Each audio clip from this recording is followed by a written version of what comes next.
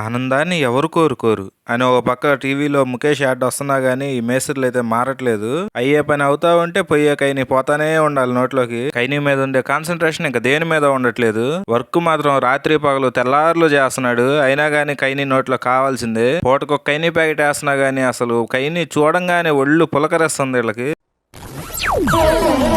ఒకప్పుడు ఈ కైనీలు విమళ్ళు north side వాళ్ళు ప్యాస్ట్ ఆఫ్ ప్యారిస్ వర్క్ చేస్తూ ఉండేవాళ్ళు కదా, వాళ్ళ దగ్గరే నేనైతే చూశాను.